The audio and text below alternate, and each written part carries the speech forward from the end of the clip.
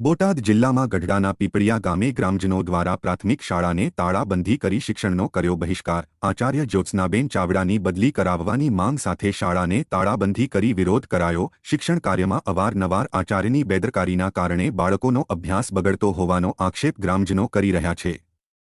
શાળામાં આચાર્ય અને શિક્ષકો દ્વારા શિક્ષણ કાર્યમાં ધ્યાન આપવામાં ન આવતું હોવાના કારણે શિક્ષણ નબળું હોવાનો ગ્રામજનોએ કર્યો આક્ષેપ। પ્રાથમિક શાળામાં હાલ શિક્ષણ નબળું હોવાનું શાળાના આચાર્યએ સ્વીકાર કર્યો। શાળામાં પીવાના પાણી, ટોયલેટ સહિતની અસુવિધાઓ, શાળામાં કોમ્પ્યુટર ધૂળ ખાઈ રહ્યા છે અને વિદ્યાર્થીઓ કોમ્પ્યુટરના શિક્ષણથી રહેશે વંચિત। શાળાના આચાર્યની તાત્કાલિક બદલી કરવાની માંગ સાથે શાળાને કરી તાળાબંધી। જ્યાં સુધી આચાર્યની બદલી નહીં થાય ત્યાં સુધી બાળકોને શિક્ષણ કાર્યથી અળગા રાખવાનો ગામલોકોએ કર્યો નિર્ણય।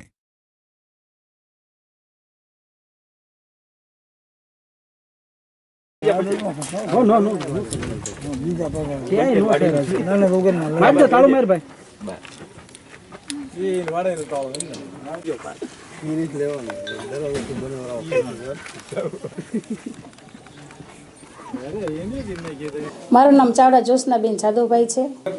હા, હું એચઆર પ્રિન્સિપાલ છું, MA BEd। ગામ લોકોનો એવો આક્ષેપ છે કે તમારી પ્રાથમિક શાળાની અંદર ખાસ તો તમારા વાણી વર્તન તેમજ સ્કૂલની અંદર પાણીની વ્યવસ્થા નથી, કોમ્પ્યુટર લેબ શરૂ નથી। આક્ષેપ સાથે આજે પોતાના બાળકોને અહીંથી અભ્યાસથી વંચિત રહે છે, શું કહેશો? હવે સાહેબ, હું 2012થી, આમ તો 2007થી હું અહીંયા આવેલી છું। 2012થી એચટાટ પરીક્ષા પાસ કરી અને મેં પ્રિન્સિપાલનો મને ગઈ 2 તારીખે એક અરજી મળેલ છે અને એ અરજીમાં જે ઇસ્યુ હતા એના બધાના મેં અત્યારે પ્રશ્નના જવાબને બધું સોલ્વ કરવાની કોશિશ કરી છે। એ સિવાય શિક્ષણ નબળું છે તો એના માટે તો મને સમય જોઈએ ને થોડો, એટલે સેનિટેશન, પાણી, આ બધી સુવિધા મારી રીતે બનતો પ્રયત્ન હતો એ મેં બધો કર્યો છે। અત્યારે હાલ મેડમ બાળકોનો શિક્ષણથી વંચિત રહેશે, શું કહેશો? બાળકો શિક્ષણથી વંચિત રહે છે એના માટે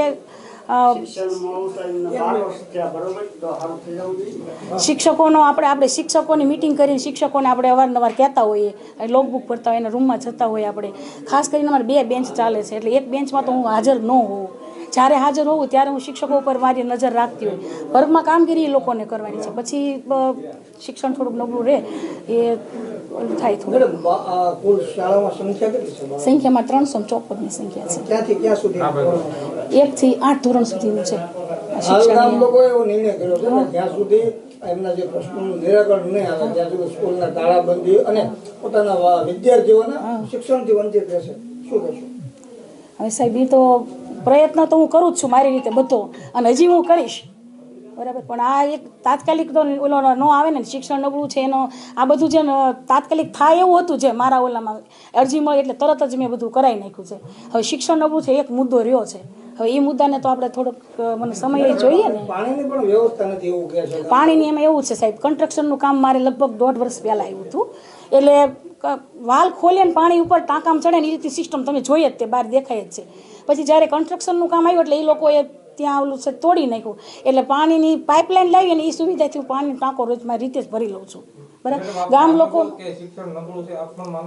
હા, શિક્ષણ નબળું છે, પણ હવે મેં તમને કીધું એમ કે એના માટે હવે મારે સમય જોઈશે, અને હું જે શિક્ષકોને પછી હવે 2 પાળીમાં હાજર રહેવાની કોશિશ કરીશ અને એમની ઉપર દેખરેખ રાખવાની કોશિશ કરીશ। શું નામ? કટુડિયા મેત ઘનશ્યામભાઈ। કેટલામું ધોરણ ભણો છો? 8મું। શું તકલીફ શું છે સ્કૂલમાં? તમે આજે અત્યારે નીકળી ગયા સ્કૂલમાંથી? શિક્ષણ સારું નથી, રમતગમતના સાધન કાઢતા હતા સુધીમાં મૂકી દીધા છે, કોમ્પ્યુટર નથી ઘુમાડવા દેતા, ધૂળ ખાય છે એમના, પછી પાણીની તકલીફ છે, મોડું છે, ત્યાં કોમ્પ્યુટર છે। તમારા જે આચાર્ય છે બેન, એની કામગીરી કેવી? એની સારી કામ। શું નામ છે બેન? જ્યોત્સનાબેન ચાવડા। શું માંગ શું? આમ ક્યાં સુધી સ્કૂલે નહીં જાઓ તમે? જ્યાં લગન નવા આચાર્ય નહીં આવતા સુધી અમે સ્કૂલે નહીં જઈએ। રાજેશ ભરતભાઈ મોરડિયા, પીપળિયા ગામનો સરપંચ છું। સરપંચ, તમે ગામ લોકો સાથે મળીને આજે આ પ્રાથમિક શાળાને તાળા માર્યા છે, શું કારણ શું છે? શું કામ તાળા માર્યા? કારણ એક જ છે કે અમારા ગામનું શિક્ષણ બહુ નબળું છે અને અત્યારે અમારા ગામ ગઢડા તાલુકામાં લગભગ બહુ પાછળ વહી ગઈ સ્કૂલ। પહેલા નંબરે સ્કૂલ હતી અમારી, એના હિસાબે, અને અત્યારે અમારા ગામના 1 થી ગમે 5મા ધોરણમાં ઊભો કરો તો 100 એકડા નથી આવડતા। રજૂઆત અવારનવાર બધે મેં કરેલી, શિક્ષણ વિભાગ તાલુકામાં, જિલ્લામાં, TDO ને DDO ને બધે અરજીઓ કલેક્ટરમાં બધે મોકલાવેલી છે। વિરોધ કોનો છે હાલ? ગામજનોનો છે, આચાર્યનો વિરોધ છે ગામજનો. આચાર્ય કોણ છે શાળામાં? આચાર્ય જ્યોત્સનાબેન ચાવડા. એને તમે રૂબરૂ મુલાકાત કરી? અત્યારે રૂબરૂ કરીને પહેલાંય કરી હતી, અને જ્યારે ગામ આખું ભેગું થયું હતું ને 1.5 મહિના પહેલાં ગામ આખું ગયું હતું મળવા 15-20 જણા, ત્યારે બેનને રજૂઆત કરેલી છે. ક્યાં સુધી આ બંધ રહે શાળા? બેનની બદલી નહીં થાય ત્યાં સુધી શાળા બંધ રહે. જ્યોત્સનાબેન આચાર્યની ચાવડા.